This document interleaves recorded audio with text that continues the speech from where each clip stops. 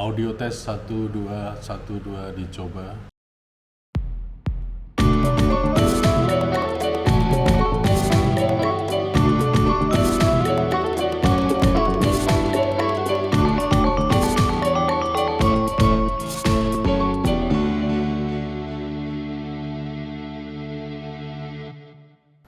Cara pameran kedua itu cara pameran yang non-mandiri. Artinya bila mana Anda mengikuti kegiatan atau menjadi anggota asosiasi atau Anda bisa mendaftarkan usaha Anda yang sudah memiliki legalitas kepada program kementerian atau kepada organisasi apa. Nah, biasanya dari Indonesia itu ada fasilitas dari Kementerian Perindustrian dan Perdagangan. Setiap tahun mereka membuka stand pameran di situ yang bisa diikuti oleh peserta pameran secara gratis. Ya. Jadi jauh-jauh hari, misalnya Anda ingin mengikuti pameran untuk tahun 2025 ya, sekarang Anda sudah mulai mendaftar ke kementerian, nanti kementerian akan memberikan syarat-syaratnya yang harus dilengkapi apa saja dan lain sebagainya. Terus mereka juga akan melakukan pendampingan supaya barang-barangnya tidak bentrok dengan peserta pameran lain dalam satu stand kementerian. Itu Anda akan menyiapkan sampel-sampel itu dan lain sebagainya. Prinsipnya untuk stand biaya pameran itu sudah ditanggung oleh kementerian. Yang harus Anda siapkan adalah Anda menyiapkan akomodasi bagi Anda sendiri selama pameran. Ya, karena itu biasanya tidak termasuk di dalam paket yang ditawarkan oleh pihak kementerian. Jadi kementerian hanya memberikan stand pameran gratis. Barang Anda sendiri, terus nanti akomodasi juga Anda sendiri, termasuk konsumsi dan lain sebagainya itu Anda sendiri. Ya. Tetapi untuk pengelolaan pengiriman barang sampel yang untuk pameran biasanya nanti dikelola secara bersama-sama oleh kementerian. Jadi prinsipnya ada kemudahan yang Anda peroleh dibandingkan kalau Anda menjalankan atau mengikuti pameran secara mandiri. Tolong jelaskan tahapan-tahapan setelah menerima pesanan dari buyer, Mas Dap. Menerima pesanan itu bahasa kerennya menerima PO dari buyer. Ini juga sebenarnya sudah ada videonya, kalau para Mazda bercermat bisa melihat di playlist entrepreneur ya. Tutorial entrepreneur itu sudah ada videonya. Oke, namun demikian akan tetap Mas Dap jawab secara singkat. Jadi apa urutan-urutan setelah kita menerima PO dari buyer? Ini berdasarkan pengalaman, kalau di tempat Mas Dap begitu menerima PO dari buyer, yang pertama harus dilakukan adalah cek kembali apakah yang tercantum di dalam PO itu sudah benar dan sesuai dengan apa yang disepakati selama korespondensi. Ya. Kalau sudah sesuai, sudah benar, jumlahnya benar, kode barangnya benar, deskripsinya benar, nilainya benar, tanggal shipmentnya benar sesuai kesepakatan, detail di dalam PO itu selanjutnya yang kita kerjakan adalah kita membuat pro forma invoice berdasarkan PO buyer tersebut. Jadi semua informasi yang ada di PO itu dicantumkan dalam pro forma invoice. Ya. Pro forma invoice itu nanti kita kirimkan kepada buyer setelah kita scan sebagai bentuk pernyataan dari kita bahwa kita menerima PO buyer tersebut. Ya.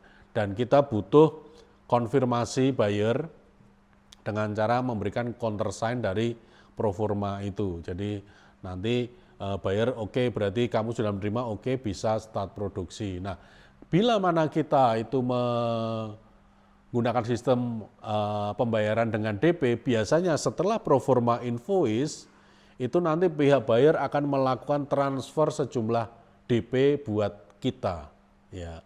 Jadi dengan dasar proforma invoice, buyer akan melakukan transfer DP untuk menyatakan persetujuan bahwa kita boleh melanjutkan tahapan produksi. Jadi setelah nanti DP diterima masuk di rekening kita, barulah kita menerbitkan PO produksi untuk supplier kita supaya bisa menjalankan produksi. Ya. PO produksi ini mendasarkan diri pada PO buyer, jumlahnya berapa, ukurannya berapa, finishingnya bagaimana, dan lain sebagainya. Di dalam PO produksi itu tercantum juga kode barang, nama barang, foto barang, ukuran, finishing dan lain sebagainya, termasuk sistem pembayarannya. Ya. Biasanya dengan menerbitkan PO produksi ini kita juga harus melakukan transfer DP kepada supplier kita. Setelah ditransfer DP-nya, produksi akan berjalan sampai dengan nanti selesai. Itu di tengah-tengah proses produksi biasanya kita akan melakukan controlling kualitas dengan cara melakukan pengecekan barang langsung kepada supplier. Barang-barang yang oke sesuai dengan kriteria kita izinkan untuk dikirim ke gudang kita. Ya. Setelah itu nanti di gudang kita dilakukan finishing ringan dan packing. Setelah terpacking, kita wajib melakukan pemesanan kontainer untuk pengiriman kapal. Ya. Jadi kita pesan kontainer sesuai dengan apa yang disampaikan oleh buyer. Misalnya harus menggunakan forwarder A, ya hubungi forwarder A. Bilang bahwa ada order dari buyer ini akan dikirim tanggal sekian. Mohon dibantu untuk booking kontainer dan lain sebagainya. Ya, seperti itu. Asumsikan semua beres, barang sudah oke, kontainer sudah ready, kita mengirim kontainer tersebut. Barang kita loading ke kontainer, kita fumigasi, kontainer berangkat ke pelabuhan. Nah, setelah di pelabuhan, itu nanti kita melanjutkan dengan pengurusan dokumen-dokumen ekspor. Baik yang dimunculkan oleh Disperindak, itu COO, yang dimunculkan oleh lembaga fumigasi, itu sertifikat fumigasi, maupun yang diterbitkan oleh forwarder, yaitu bill of lading. Ya. Setelah dokumen itu lengkap terkumpul sesuai dengan apa yang kita koreksi, kita lakukan pembayaran, dokumen kita kolek, setelah itu kita info ke buyer untuk melakukan pelunasan. Setelah dilunasi oleh buyer, dokumen-dokumen ini baru kita kirimkan kepada buyer. Jadi ingat, jangan mengirimkan dokumen ekspor asli kepada buyer sebelum buyer melakukan pelunasan. Saran bagi pemula Masdap, cara mulai bisnis ekspor tapi belum bisa fokus 100% karena masih karyawan. Ya, memang kalau kita bicara mengenai mendirikan perusahaan atau usaha sendiri, idealnya itu totalitas. Ya, idealnya totalitas. Kita sudah benar-benar 100% ready menjalankan usaha tersebut. Namun demikian, untuk mengawalinya memang akan sangat berisiko bila buru-buru kita keluar dari pekerjaan dan mendirikan usaha tersebut. Nah, apa yang bisa dilakukan? Yang bisa dilakukan adalah membangun jaringan komunikasi dulu kepada buyer. Ya. Kenapa? Karena ini sangat penting. Proses yang paling lama itu adalah membangun komunikasi dengan buyer. Nah, kalau Anda memang belum bisa 100%, yang harus Anda lakukan adalah pastikan Anda sudah mengurus legalitas usaha dulu. Jadi perizinan sudah lengkap dan lain sebagainya, sudah ada identifikasi nama badan usaha.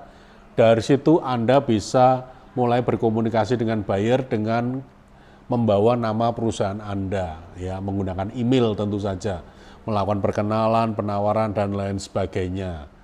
Karena Anda masih kerja, berarti untuk pelaksanaan misalnya pengiriman email bisa Anda lakukan di luar jam kerja atau di malam hari. Toh negara buyer itu kan waktunya beda dengan kita. Jadi di saat kita jam kerja di sana sedang istirahat.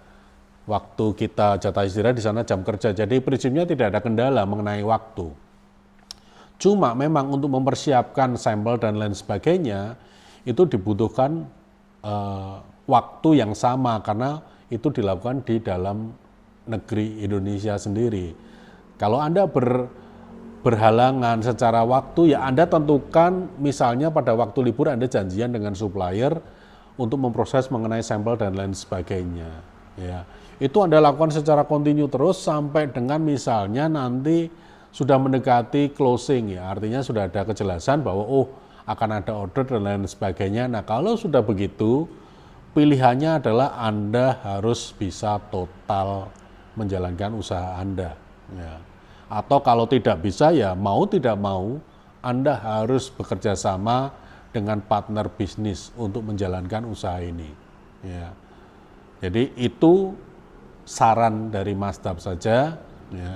Tetapi kembali lagi idealnya kalau ingin membangun usaha sebaiknya Anda sudah menyiapkan diri secara total. Baik, demikian vlog singkat mengenai pertanyaan-pertanyaan berkaitan dengan ekspor yang sudah masuk ke dalam Instagram Masdap. Itu sudah Masdap jawab, dan jangan lupa supaya kalian itu memiliki pengetahuan yang komprehensif, silakan simak video-video yang sudah Masdap upload sebelumnya, terutama yang di bagian tutorial entrepreneur ya. Silahkan di situ Anda simak dulu. Kalau ada pertanyaan nanti bisa silakan Anda hubungi Masdap dengan cara mengirimkan DM dan lain sebagainya. Masih banyak pertanyaan-pertanyaan para Masdaber yang sudah Masdap terima, akan Masdap buat di dalam seri video selanjutnya. Jadi tetap semangat, matur nuwun, salam Indonesia.